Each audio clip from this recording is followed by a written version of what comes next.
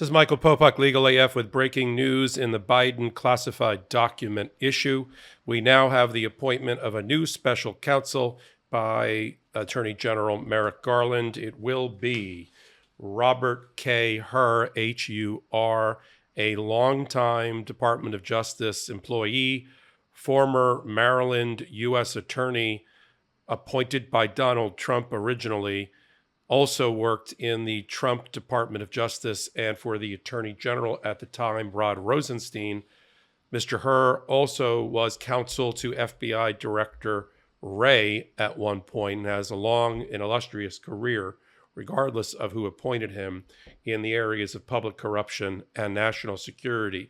Why did Merrick Garland just this afternoon at a hastily called press conference appoint a new special counsel? Because the timeline and the drip, drip, drip of spoon-feeding information coming out, unfortunately, from the Biden administration has sort of forced Merrick Garland's hands. Let's look at the timeline.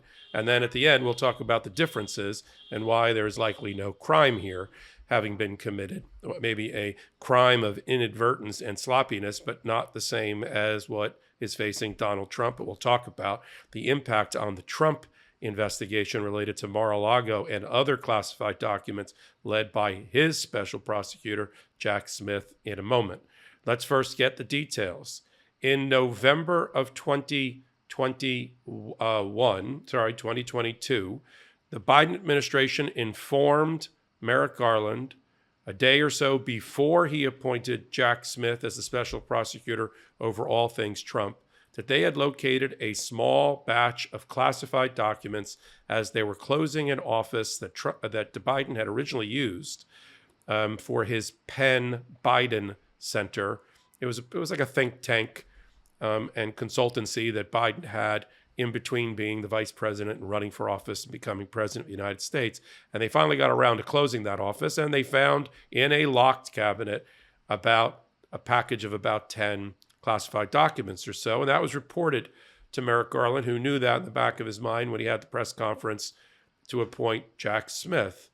So, even though the public didn't know about it, the Department of Justice and the National Archive knew about it, because we're talking at bottom about presidential records that are not owned by the occupant of the office, or vice presidential records in the case of Vice President Joe Biden, but belong to the American people and belong back in the National Archive at the appropriate time when they leave office.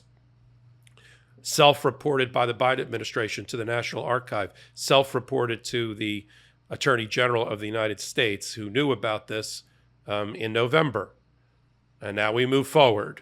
That convinced and urged the Biden administration and his people to do a diligent further search to see if there were other inadvertent documents sitting in other residences or offices that Joe Biden used. So they looked at his beach houses. They looked at his personal residence. They looked at other offices that he used.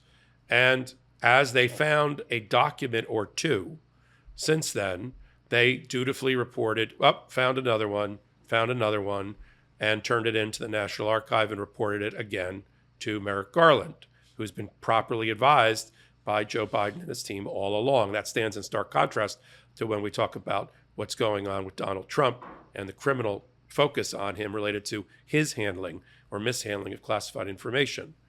And then we have new reporting that in the last week or two, another box or two of documents marked classified, some of them, to be frank, even marked top secret, were found for whatever reason in Joe Biden's garage next to his beloved vintage Corvette. That's a line that Biden said, well, I didn't have them out of the street. They were in a locked garage next to my Corvette, so I'm repeating that here. But it's an embarrassment for the Biden administration, and it puts pressure on the Jack Smith side of the prosecution of Donald Trump, because it gives mileage to the argument that, see, everybody does it by accident, and, why isn't Joe Biden being prosecuted? So the whole timeline and this sort of drip, drip, drip of new documents being discovered and then turned over dutifully, I agree, to the relevant authorities is putting pressure on the other side of the equation related to Donald Trump. So Merrick Garland, knows the special prosecutor and special counsel statute well. And for those that like to follow along, it's Title 28, Section 600.1.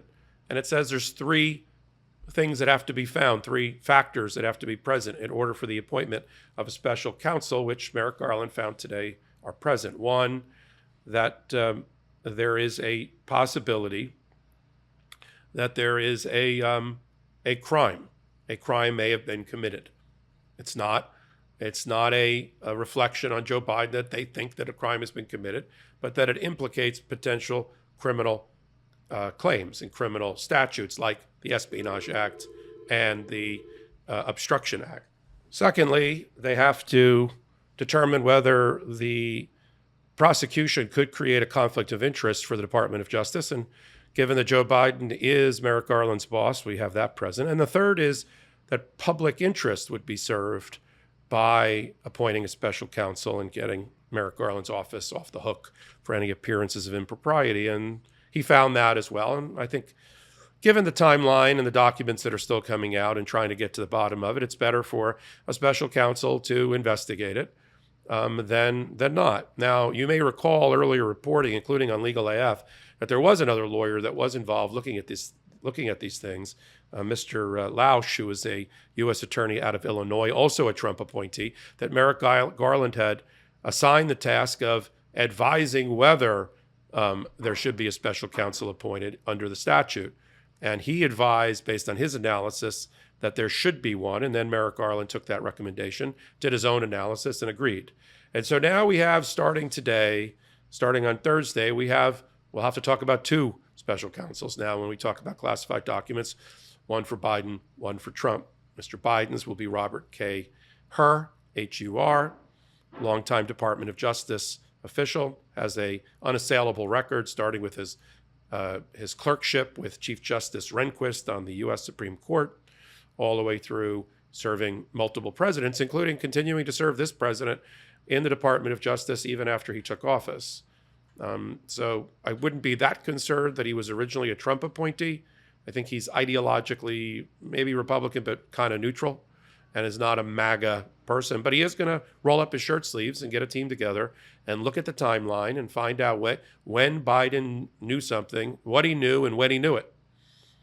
I don't think we have a hand in the cookie jar problem. I think we have a cookie jar problem. They're finding cookie jars in garages and in lock closets and in cabinets, but we don't have Biden's hands in it. He didn't intentionally do it. There's no evidence that he did, but Mr. Hur is going to have to get to the bottom of it, make sure that's true. What's the difference between what we know so far about Biden quickly self-reporting everything to the proper officials and Donald Trump? Donald Trump didn't do any of these things. He had sticky fingers on the way out of office. He decided he wanted to keep certain files, secret files about the president of France, about his sexual life, things about Ukraine, things about Hillary Clinton that he wanted to keep. He kind of had his little, hit list, retaliatory list, and he wanted to keep files related to that, which you're not allowed to do. And so he didn't return them. And he had his people try to negotiate in the waning days of his White House while he was busy trying to cling to power and attempt a coup. He also had the presence of mind to try to figure out how to keep these documents. And so he turned over documents, talk about drips and drabs, to the National Archive, and they knew that it wasn't complete because they had other witnesses tell them that. And so there were back and forth for months at length to get the documents.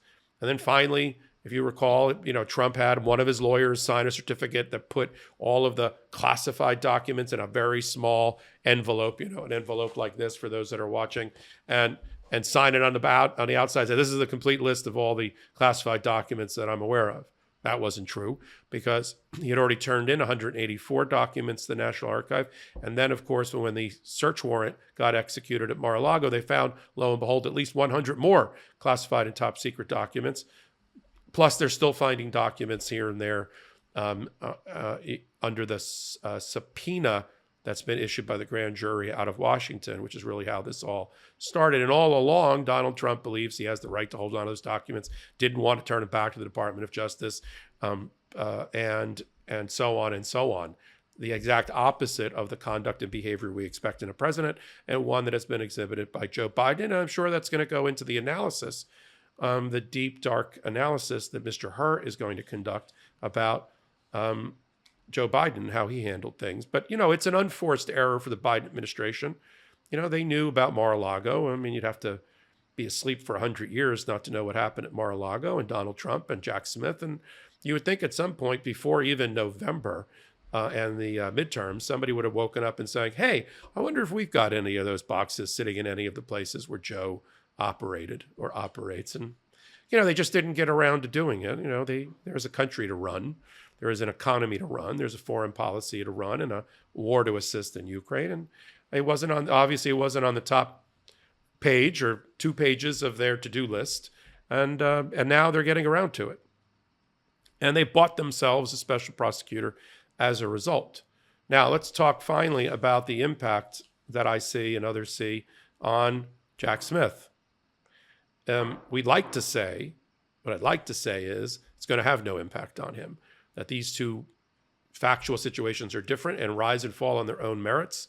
And and they're not going to cooperate. These two special counsels are not going to cooperate with each other in any way, shape, and form. In fact, I'm sure there's going to be a wall of information between them to stop information flow between any teams that are overlapping or that work at the Department of Justice. So that we won't have to worry about that.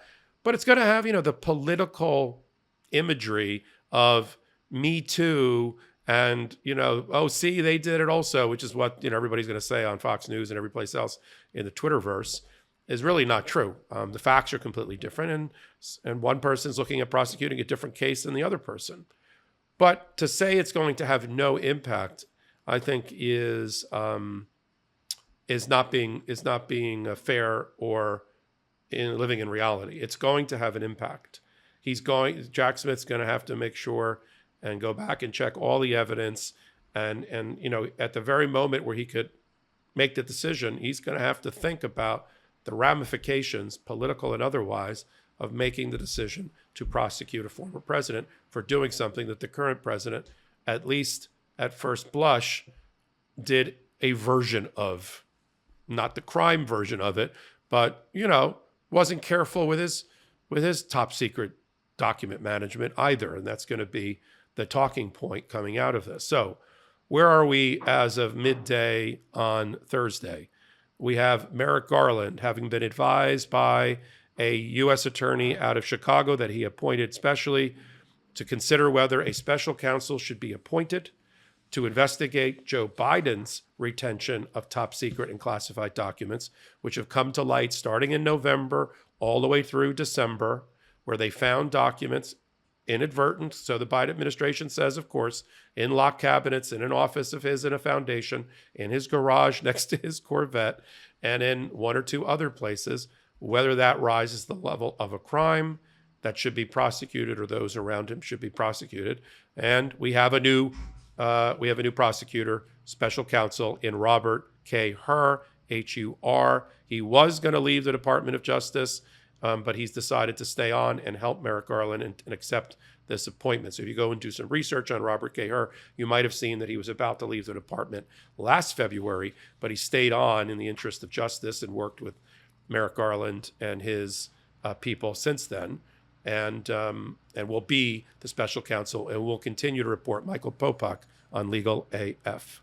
Our blue wall stopped the red wave and election deniers got denied election. That's why we're celebrating with the new Democracy Prevails team. We've got lots of work to do, but we should all be proud that when democracy was tested, democracy prevailed. You've earned this. Don't wait. Get yours right now at store.MeidasTouch.com. That's store.MeidasTouch.com.